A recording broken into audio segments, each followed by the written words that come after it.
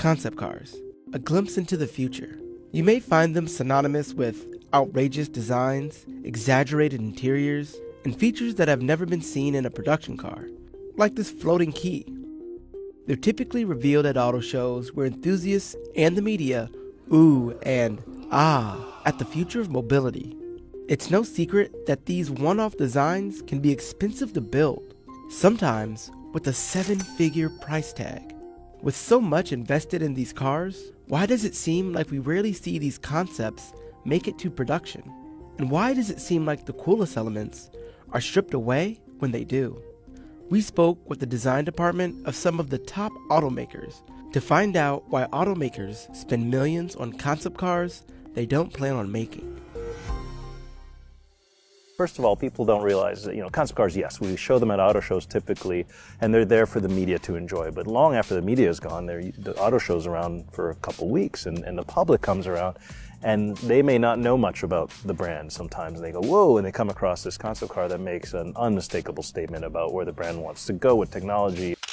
That's Ralph Gilles. He's the head of global design for Fiat Chrysler Automobiles. He's worked on the design of the 2005 Chrysler 300, 2014 SRT Viper, and many more. So vehicles like the Prowler, the Jeep Rescue, and the Challenger, and even the Viper, all of those were concept cars at one time.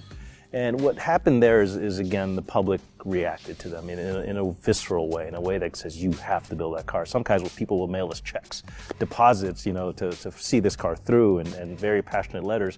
None of that would have happened had the concept not been there. So when we see that, we think we might have struck something here. Concept cars can also be used to hype up a model that is actually planned for production. If we have a new launch of a new vehicle in our portfolio, we would tease that with a specific type of concept that would be a slight exaggeration of the production car. So it would be slightly more idealized. And of course, that's to generate interest, but also awareness that this product is coming to market, a year or two later. Like the Lincoln Navigator concept, it boasted gull-wing doors and steps that deployed when the door lifted open, almost inviting the passengers in. These exaggerated features didn't make it to the 2018 production car, which had standard doors and a single retracting step.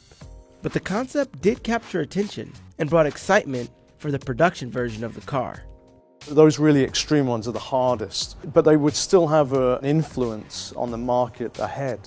So you might not have seen them in the first couple of years after you first experienced them, but maybe the longer run, 10 years down the line, maybe they had a big influence on the trend of automotive design. Like BMW's Vision Efficient Dynamics concept car in 2009. It was designed to be a high-performance hybrid, balancing speed and fuel efficiency.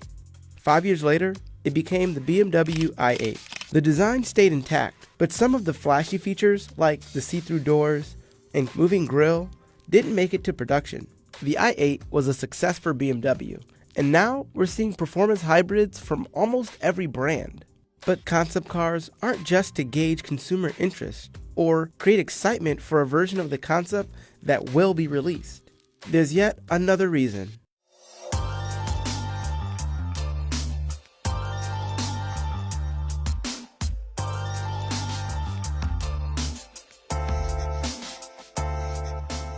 Car companies use concepts to test out how new technology might work in cars of the future, even if the exact concept will never hit the market.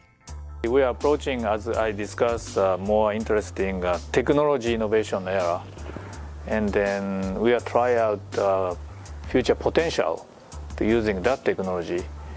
Means that we are not just making the show car for the marketing purpose. Take driverless cars, for example. That technology is popping up in almost every concept, yet the technology itself seems so far away. Turns out, these concepts are testing out how driverless technology could respond to the way people interact with cars in the future. According to Volkswagen's Klaus Bischoff, the way people interact with cars today is already different than how they used to. We have ride-sharing services like Uber and on-the-go rental services like Zipcar.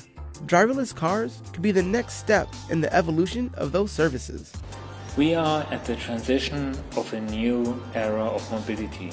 Electric cars will only be the beginning. The concept cars today are the pioneers of this new age of mobility. So, concepts today are paving the way for how we ride in cars tomorrow. Take the Renault EasyGo concept as an example. The designers imagined a future where passengers hop in a driverless car and take them to their destination. Will the car of the future look exactly like this concept? Probably not.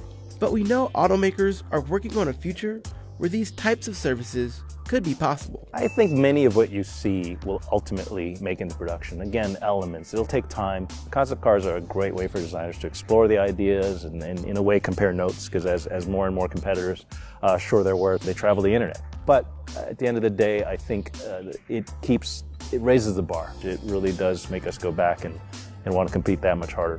Concepts are complex. They come in many shapes and sizes and are made for a variety of reasons, from testing public opinion to testing the latest technology. Concept cars are the first step in moving the auto industry forward. Without the opportunity to explore innovations and see what other automakers are experimenting with, cars would simply stay the same.